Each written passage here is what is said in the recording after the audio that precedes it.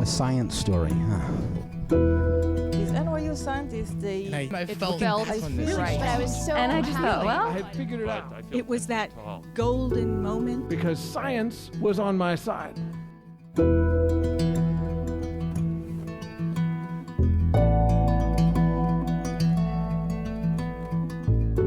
Hey everybody, welcome to the Story Collider, where we bring you true, personal stories about science. Just a reminder before we get started with today's episode, Story Collider is in the midst of our end-of-the-year fundraising drive.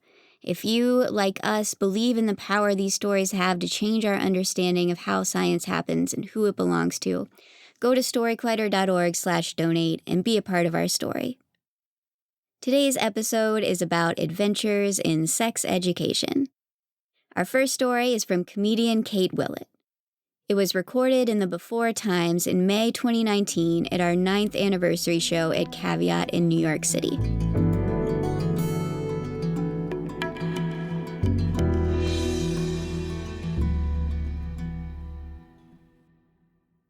hello, you guys. Give it up for Aaron and Tracy. Make some noise. So I grew up in a very conservative area north of Los Angeles, kind of a suburban town where we had abstinence education. So pretty regularly, like for every year of high school, they would explain to us that abstinence was the only way to prevent pregnancy. And as a young bisexual person, I knew for sure that that wasn't true. This was a big theme. Like the separation between church and state at my high school was absolutely non-existent. We would regularly have speakers come to the auditorium and they'd bring in every grade. I remember this one speaker that we had was a 60-year-old woman who was waiting for marriage. She had not been married yet and she was still waiting. And this was like part of God's plan for her. I don't know why they thought that this would be inspiring to a group of high school kids. Like, I think that they probably could have sold us on the idea of waiting maybe one more year, but not another 42. So she was super religious, like straight up talked about Jesus. The mantra that we were supposed to remember when we were holding out for marriage is no ringy, no dingy. It was an equal opportunity thing. Like we also had male speakers come and talk to us about abstinence. For the guys, it was if there's wood, it's no good. That was kind of the abstinence guideline. So in addition to these religious speakers, they would straight up allow like the church, the local youth group to recruit outside of our school. So there was this organization called Young Life that would have a pastor stand outside the school. And the strategy that they used was that they would target the most popular kids so that the lesser popular, like the kids that were not popular, they would follow suit. And I was in the category of less popular kids, so I never was targeted. But I just don't know like what kind of thought process this got approved by, you know, like there's some like middle-aged man standing outside the high school being like, hi, I'd like to talk to the most athletic guys and the hottest girls, and the principal's like, yeah, that sounds like a great plan. So I didn't think I was ever going to get like real sex education in high school. The way that I got it was by listening to a radio show called Loveline. And this was a while ago, so it was Adam Carolla and Dr. Drew, and no one should ever have to learn about sex from Adam Carolla. And I think that some of Dr. Drew's advice like kind of still mess me up to this day, because like no matter what a woman calling in with, he had the same answer always. You know, it would be like, oh yeah, I'm not getting along with my boyfriend, and he would be like, oh, you were abused by your father, and you know, or it'd be like, I'm allergic to my boyfriend's cat, and he'd be like, oh, it sounds like you were abused by all of your male relatives, and so it's like just really hungering for like some accurate information. I tried looking up sex in the encyclopedia. My parents didn't really talk to me about it at all. So I was really stoked when senior year peak senioritis, I got to take honors anatomy class, and this was going to be an opportunity to get medically accurate sex education. And our teacher was Mrs. Bay, and she was like 30, but it was like before that was the thing, you know. But she had these like long floral dresses, and she was probably 32, but she definitely looked like she was like 60. And we had a section of the course that was devoted to human reproduction, which is what it was called. And the first section of that course was birth control. So for birth control, pregnancy prevention, she started out with condoms. Okay, so condoms were something that you could use to prevent sperm from entering a woman's body, which actually you can use condoms to prevent sperm from entering anything, even a trash can, really, you know, but it's just kind of a little baggy. But so she would, So she would tell us that she was really committed to us not feeling like condoms were any kind of good solution. So she would say that actually, you know, the sperm could swim through the holes in the condoms and still get you pregnant. This immediately brought to mind a few questions. One, what holes in condoms? Also, what did Mrs. Bay think that condoms look like? Like, was she confusing them with cheesecloth? I don't know. Yeah, then we talked about hormonal birth control. And the message about hormonal birth control is that it is effective. It's almost 99% effective. But a key thing to keep in mind is that it can kill you. There have been at least 2 instances of this, and we learned about both of them. So I guess this is sad, but there have been at least 2 women that have died of blood clots related to hormonal birth control. And in the ones that were projected on the screen in our honors anatomy class, they were both very white and very blonde, in this way that, like, if they didn't die of birth control, like, they for sure would have died of something peanut related. And so it was like, don't use condoms, don't use birth control. The only thing to do is to be abstinent. Like, you must be abstinent. And this is probably a good moment for me to tell you that Mrs. Bay was extremely pregnant with her 3rd child. So learning about abstinence from Mrs. Bay was a little bit like learning, like going to the gym and having a personal trainer who like chain smoked or something. Like, I know that you're not actually practicing this. I mean, I don't know, who knows? Maybe she was using the condoms with holes in them, but then we had STD day.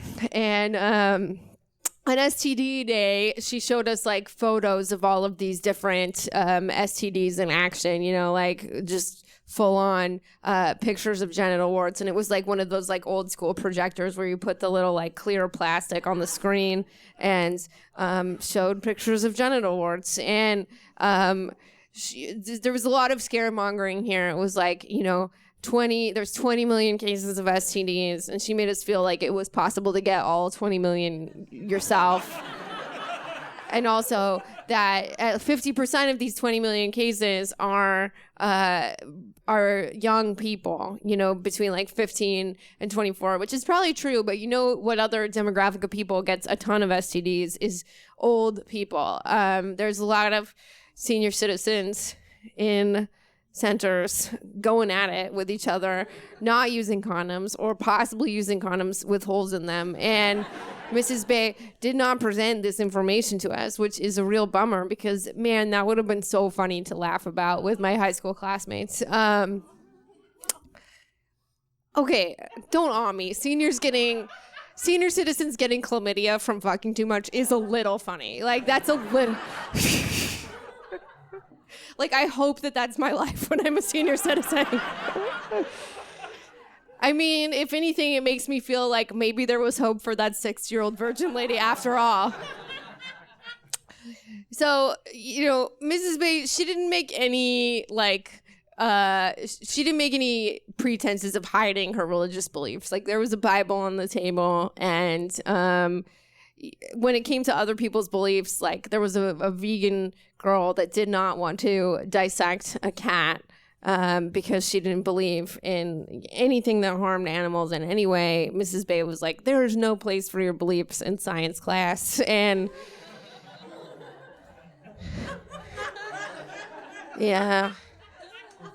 So, I honestly couldn't wait to get out of my hometown. I was really stoked to go to college. I just applied to the most liberal places that I could possibly think of. So I got into UC Berkeley, which I was really stoked about because I heard there that they liked lesbians and labor unions, which I was like really big fan of. And I went, and my first semester, I signed up for a course called Female Sexuality, and I was expecting to get just finally the information that I had been waiting for. And I definitely got some information. Our first day of the class, we went around in a circle of maybe 20 women, and there was one woman there, bright pink hair. She's like, I came out as queer when I was 14, and I came out as kinky when I was 17. And I was like, damn, holy shit, I'm in college. Also, who are your parents? Do they really need to know that you're kinky? I don't know. In honors anatomy with Mrs. Bay, I remember that there was a giant debate once that broke out about if the clitoris was real. And I was on the side of that it was real. And my friend John, who subsequently went on to the military, was adamant that it wasn't.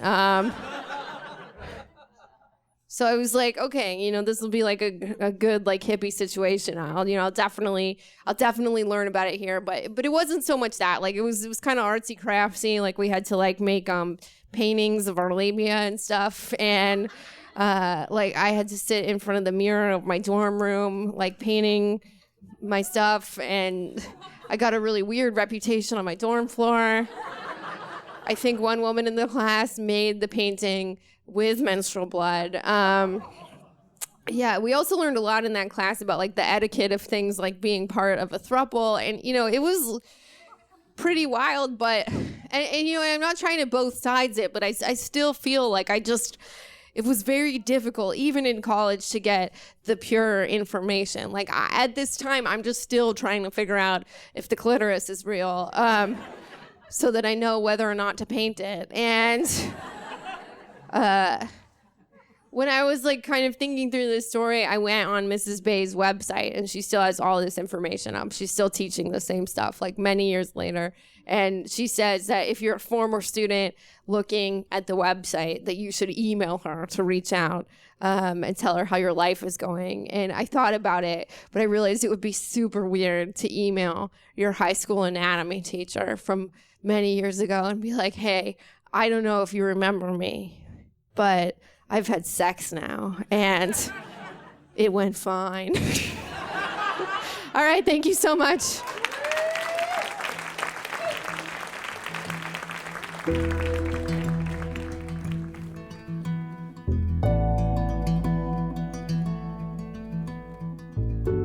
That was Kate Willett. Kate is a comedian, actress, and writer whose raunchy feminist storytelling is both smart and relatable. Her 15-minute special premiered on Netflix's Comedy Lineup in August 2018. She was a correspondent for the JIM Jefferies Show at Politicon 2017, and she's been featured on Viceland's FLOPHOUSE. Her appearance on Comedy Central's This Is Not Happening was on Splitsider's list of 2016's best late night stand-up sets.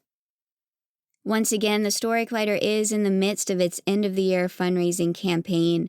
These past couple of years have been challenging times for Story Collider, but our team has worked really hard because we believe so much in the power that these stories have to change the way that we think about science and to show us the vibrant role that science plays in all of our lives. We are a small nonprofit organization, and we depend on the support of our listeners to continue producing these stories in this podcast. So if you want to support stories like the ones we're sharing today, go to storycollider.org/donate and be a part of our story. If there's someone you would like to honor with your donation, you can dedicate it to them as a special gift, and we'll celebrate that on our social media with #MyScienceStory. We're so grateful to everyone who helps make this work possible. We're also, for the first time ever, selling merch on our website. So if you would like to buy a Story Collider hoodie, t-shirt, or tote bag, you can find those at storycollider.org/store. Your purchases help to support Story Collider's work. What's the best way to learn a new language? Immersion. But sometimes that's not in the cards. But you can still learn a language the second best way, and that's with Babbel. Now, I might only be 1 week into learning German with Babbel, but I'm so excited to start being able to speak German with my mom. With Babbel, you can learn everything you need to have real-world conversations, and all it takes is just 10 minutes a day. One study found that using Babbel for 15 hours is equivalent to a full semester at college, which is bonkers. But Babbel is conversation-based learning with science-backed cognitive tools like spaced repetition and interactive lessons created by real language teachers and voiced by real native speakers. So here's a special limited-time deal for our listeners. Right now, get up to 60% off your Babbel subscription, but only for our listeners at babbel.com/story. Get up to 60% off at babbel.com/story.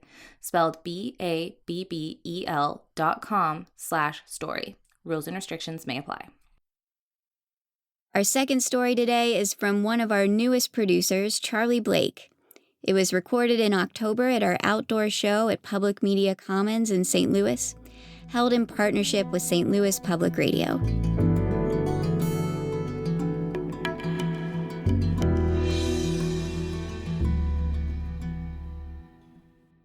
So I teach sex ed to middle schoolers at my church. And in every class, we put out this anonymous question box. Every year, the first few weeks of the session, there's always some kid who thinks they're being smart, whose mom is making them come to this class, and why do they even need it anyway? Because they have the internet. Ugh. So this kid thinks they're being clever. They'll put a card into the box that they think is going to make me uncomfortable, such as, explain bukkake.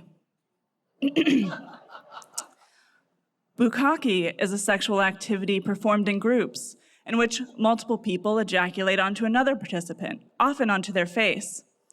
The participants can be of any gender, and it's really important to remember that if you're practicing this activity responsibly, everyone has enthusiastically consented ahead of time.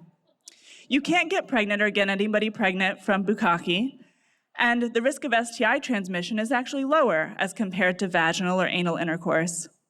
It can be made even safer for the recipient partner if they wear glasses and avoid getting any ejaculate in their eyes or mouth.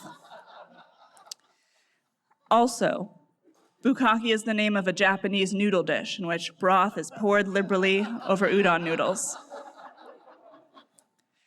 So this type of explanation generally stuns the 13-year-olds into silence and sets the stage for the type of honest, informative, accurate, and shame-free discussions that we aim to have in the class.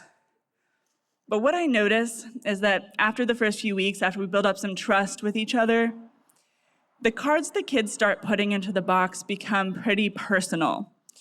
And actually, a lot of them aren't even written as questions. So one day I pull this card out of the box and it simply says, all my friends have boyfriends or girlfriends, but I've never even been on a date. See, not a question. But I try to respond as best I can during class, offering some general platitudes about how the right time will come along. But the kid's not satisfied. They come up to me in the hallway after class. They want to talk more about it one-on-one. They reiterate, I am 13 and a half years old, and I have never even been kissed. Still, not a question. So as I'm standing there in the hallway, puzzling over how to try to help this tender young person, I can't help but be transported back to my very first boyfriend. Now, I seduced my first boyfriend in a really sexy and romantic setting, the Science Olympiad team. This is an after-school program in which high schools compete against each other for the title of nerdiest nerds. And this particular year, our task was to build a trebuchet. This is a projectile machine that flings objects really far, using a counterweight, not to be confused with a catapult that also flings objects really far but uses a spring or elastic band. So a trebuchet, it's a very nuanced machine, many working parts, Plenty of time for me to gaze seductively at my crush across the workbench over the next few weeks as we discuss options for lubricating the axle. I also practice using a tape measure with finesse so that I can check the distances traveled by our tennis balls as sexily as possible. Once our machine is complete, there are also long bus rides to the competition venues on which I pretend to forget my headphones so that I can scoot closer to him and share one of his earbuds. So our trebuchet only makes it to the semifinals, but our relationship continues to grow, and in the spring, we decide we're gonna attend prom together. So the night finally arrives. His close fade is fresh. He smells amazing. Our outfits are color coordinated. After a long evening of rubbery chicken and me mostly awkwardly declining to dance because I feel too self-conscious, we find ourselves parked in my car in his grandmother's driveway, ready for our goodnight kiss. At this point, I had invested months into my plan to seduce him with science, honestly worrying a lot more about the distance our hands were resting from each other on the workbench than the distance our tennis balls were traveling. So we're sitting there in my teal Toyota Corolla with its aftermarket spinner hubcaps that at the time I thought were ironically cool. And I sit up straight because in high school I'm obsessed with my posture and convinced of its impact on my attractiveness. I take a deep breath, but my hands still shake a little as I loosen my grip on the steering wheel. What my date does not know at the time is this is not just prom night. This is my first date ever.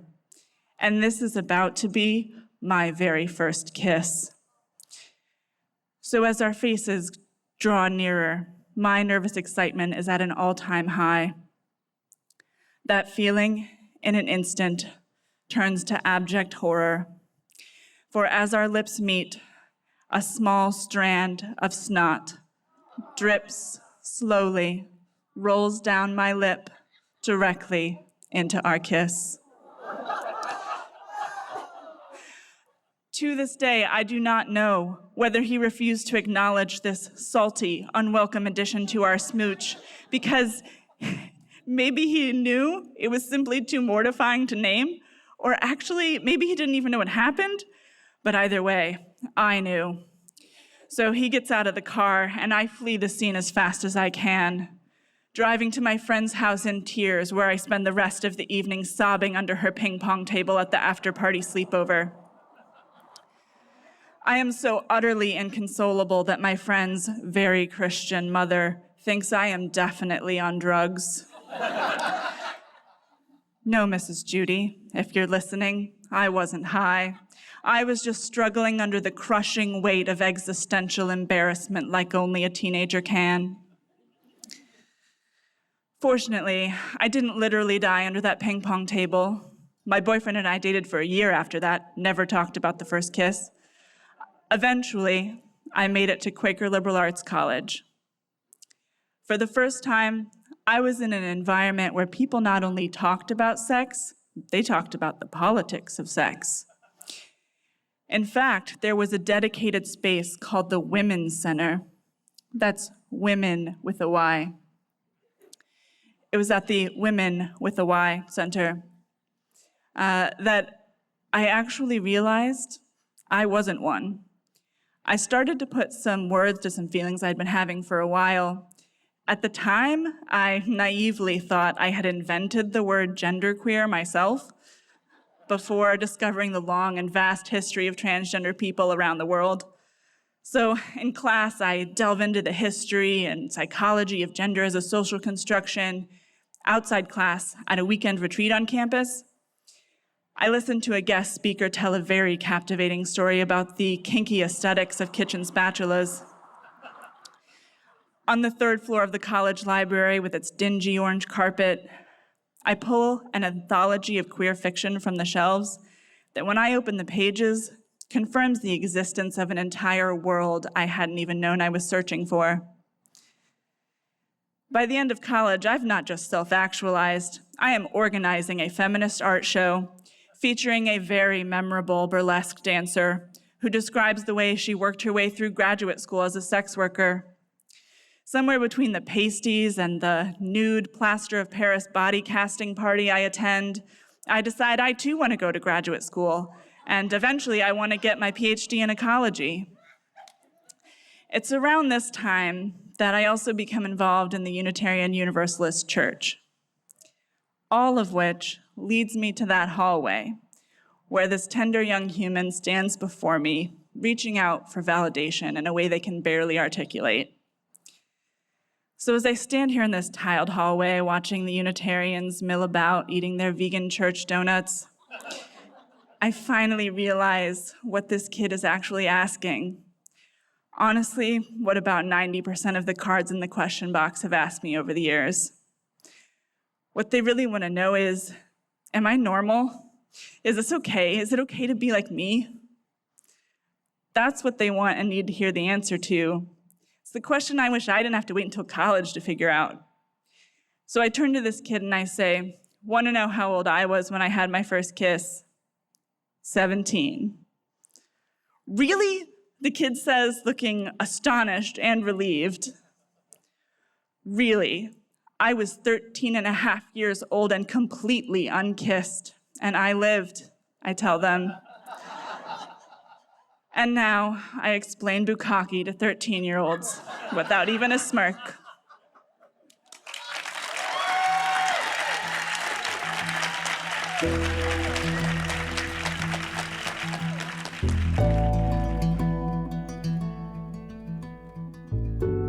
That was Charlie Blake. Charlie is an interdisciplinary scientist currently teaching at Webster University in Southern Illinois University, Edwardsville. Their research is focused on a variety of topics, from the behavioral ecology of fish to environmental justice and community-based research through citizen science. They're also an artist, a singer, and a banjolele player, and the founder of a nonprofit working on transgender housing and stability. The Story Collider is so grateful to Kate and Charlie for sharing their stories with us. The Story Collider is also very grateful for the support of Science Sandbox, a Simons Foundation initiative dedicated to engaging everyone with the process of science. This podcast is produced by me, Erin Barker, Executive Director and co-founder of the Story Collider, with assistance from Story Collider's Program Director Nissa Greenberg and Senior Podcast Editor Jun Chen. Special thanks goes out to Story Collider's board and the rest of our staff, including Managing Director Anne-Marie Lonsdale, Science Advisory Fellow Edith Gonzalez, Operations Manager Lindsay Cooper, Marketing Manager Nikisha Roberts-Washington, and our intern Jamie Banks, without whom none of this would be possible. The stories featured in today's episode were from shows produced by me, Erin Barker, and Paula Croxon, and by Sam Lyons and Charlie Blake, with assistance from Nissa Greenberg. Our theme music is by Ghost. We'll be back next week with more stories live recorded at our shows. Until then, thanks for listening.